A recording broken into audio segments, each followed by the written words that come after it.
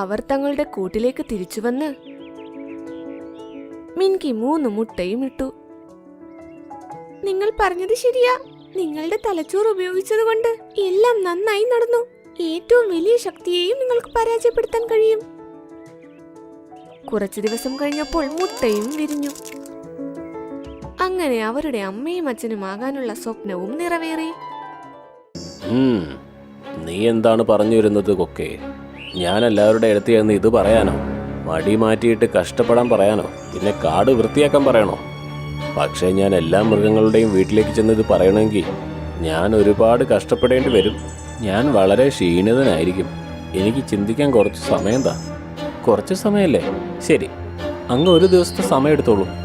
എന്നിട്ട് നാളെ രാത്രിയോടെ തന്നെ ഈ ജോലി നമുക്ക് തുടങ്ങണം. എന്തു ഒരു ദിവസവും? കുറഞ്ഞത് 2-3 വർഷത്തെ സമയമെങ്കിലും താ സഹോദര. മടിയരായ മൃഗങ്ങളും അധ്വാനിയായ കൊക്കും. ഡ്രീംലാൻഡ് കാട്ടിൽ പുലർച്ചെ ആയതേ ഉള്ളായിരുന്നു. ലാലു കോഴിയുടെ ദേഹത്ത് സൂര്യന്റെ കിരണങ്ങൾ വീണു. അവൻ കണ്ണു തുറന്നു. അയ്യോ, ഈ സൂര്യൻ എന്തിനാ രാവിലെ എത്രയും നേരത്തെ എണീക്കുന്നേ? ഇവനത് അറിയില്ലേ കോഴികൾ കൂവിയാലാണ് സൂര്യൻ എണീക്കേണ്ടതെന്ന്? നിങ്ങൾ കോഴികളൊക്കെ മടിയന്മാരായിരിക്കും. ചിലപ്പോൾ അതുകൊണ്ടായിരിക്കും സൂര്യൻ നേരത്തെ എണീക്കുന്നത്. നീ വല്ലാതെ സംസാരിക്കണ്ട. കോഴി അപ്പൊ തന്നെ ചാടി ഒരു കല്ലിലിരുന്നു കൂവാൻ തുടങ്ങി.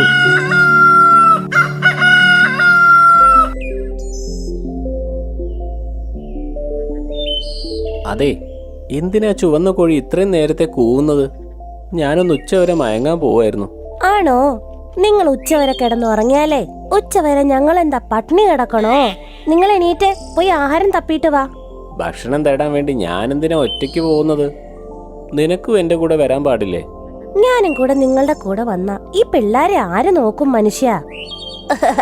മീങ്കു നോക്ക്, അമ്മ ഇതെന്താ പറയണേ? നമ്മളെ നോക്കുന്നത് അമ്മയാണെന്ന്.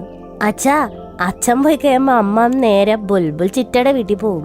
എന്നിട്ട് അവിടെ ചെന്ന് അവിടുത്തെ ഇവിടുത്തെ കാര്യങ്ങളൊക്കെ പറഞ്ഞ് വൈകുന്നേരം വരെ സമയം കളയും. അസത്തെ മിണ്ടാതിരുന്നൂടെ നിങ്ങക്ക്? അപ്പുറത്ത് ചോട്ടുമാനും ഉറക്കത്തിന്ന് എണീറ്റു. മമ്മി, എന്താ ഈ രാവിലെ തന്നെ? ഞാൻ ആലോചിക്കുന്നത് ഇതാണ്. നമുക്കൊരിക്കലും വിശന്നിരുന്നില്ലെങ്കിൽ, രാവിലെ ആയില്ലെങ്കിൽ, രാത്രി ആയില്ലെങ്കിൽ ജീവിതം എന്ത് രസമായേനെ. നമുക്ക് ഉറങ്ങിയാൽ മാത്രം മതി. സമാധാനമായിട്ടിരിക്കാം. എഴുന്നേൽക്കേണ്ട ആവശ്യമില്ല. ഭക്ഷണം തേടി പോകേണ്ട ആവശ്യവും ഇല്ല.